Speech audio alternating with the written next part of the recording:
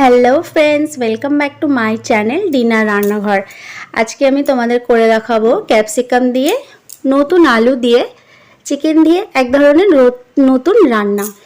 তো চলো দেখে নিই রেসিপিটা।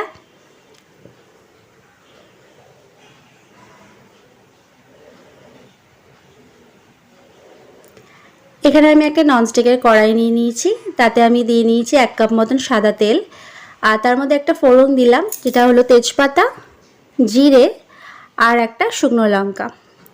তো সেটা দিয়ে অল্প একটু ফ্রাই করে নিয়ে তারপরে আমি চিকেনগুলো এইভাবে কেটে নিয়েছি। খুব বেশি ছোট না, আবার খুব বেশি বড়ও না, মিডিয়াম পিস করে নিয়েছি। তারপরে চিকেনটাই তেলের মধ্যে দিয়ে দিলাম। এতে কিন্তু আমি গিলেমেটেগুলোও দিয়েছি, তাতে স্বাদটা খেতে খুব ভালো লাগে। তো তোমরাও এইভাবে করে দেখো, আশা করি তোমাদেরও ভালো লাগবে। তারপরে আমি এর মধ্যে দিয়ে দিলাম 1 চামচ মতো লবণ আর সামান্য একটু হলুদ। তারপরে আমি চিকেনটাকে এই তেলের মধ্যে ভালো করে ফ্রাই করে নিচ্ছি। সব সময় তো একই ধরনের চিকেন খেতে কারোরই ভালো লাগে না, তো আমি চেষ্টা করলাম আজকে নতুন একটু কিছু করে দেখাতে। আমি এটা ঘরে বানিয়ে খাই, তো আমার খুব ভালো লেগেছে রেসিপিটা। তো তোমরাও বানিয়ে খেও, সকলকে খাইও তোমাদের পরিবারে, আশা করি তোমাদেরও খুব ভালো লাগবে। এখানে দেখতে পাচ্ছ চিকেন থেকে অনেকটাই জল উঠেছে, তো আমি কিন্তু এক্সট্রা করে কোনো জল দিইনি এখনও পর্যন্ত। তো সেই জলের মধ্যেই আমি নতুন আলু না ছিলেই সেটা আমি ছোট করে চিকেনের সাইজের মতনই কেটে নিয়েছি। তারপরে চিকেনের সাথে এই আলুটাও যেন গলে যায়, তার জন্য এই জলটার সাথেই কিন্তু আমি আলুটা দিয়ে দিলাম। তারপরে এর মধ্যে দিয়ে নেব পরিমাণ মতন আদা রসুন। এখানে আমি 2 চামচ আদা রসুন মানে মাপ করেই দিলাম। এইভাবে ভালো করে তেলের সাথে সেটা আমি ফ্রাই করে নিচ্ছি আলুটাকে। তারপরে কড়াইয়ের ঢাকনাটা দিয়ে আমি কিন্তু ঢেকে রাখছি যতক্ষণ না পর্যন্ত দেখছি জলটা শুকিয়ে যাচ্ছে। দেখতেই পাচ্ছ তেলের ওপর একদম উঠে গেছে। তো আমার চিকেনের জলটা শুকিয়ে গেছে। এবারে আমি একে একে এখানে মশলা দিয়ে নিচ্ছি।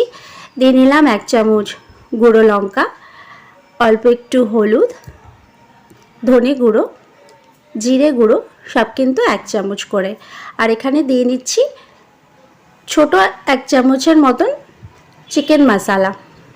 দিয়ে আমি এটা তেলের মধ্যে ভালো করে ফ্রাই করছি। এটাকে ভালো করে কষিয়ে নিতে হবে মশলাটাকে, তো তার জন্য আমি একটু সামান্য জল দিয়ে নেব। যেহেতু মশলা দিলাম, আলু দিয়েছি, তখন কিন্তু আমি লবণ দিইনি, শুধু মাংসতেই লবণ দিয়েছিলাম, তার জন্য আমি এখানে অল্প একটু লবণ দিয়ে দিলাম। তোমাদের যদি আমার রান্নাগুলো ভালো লাগে প্লিজ একটা লাইক আর কমেন্টস করো। আর যারা আমার চ্যানেলটায় নতুন আসছো, নতুন দেখছো, তাদের যদি ভালো লেগে থাকে তাহলে অবশ্যই সাবস্ক্রাইব করো। আর যারা সাবস্ক্রাইব করেছো তাদের অসংখ্য ধন্যবাদ। পাশের বেল আইকনটা প্রেস করে আমার সাথে থাকতে কিন্তু ভুলো না। তারপরে এখানে জল দিয়ে ভালো করে কষিয়ে নিয়েছি। তারপরে এখানে আমি দিয়ে নিলাম হলুদ ক্যাপসিকাম, লাল ক্যাপসিকাম আর 2টো পেঁয়াজ আর কাঁচা লঙ্কা।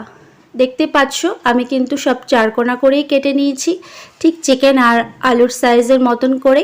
তোমরা চাইলে গ্রিন ক্যাপসিকামটাও দিতে পারো, যেহেতু আমার ঘরে যা ছিল এই সময় আমি সেটা দিয়ে তোমাদেরকে করে দেখালাম।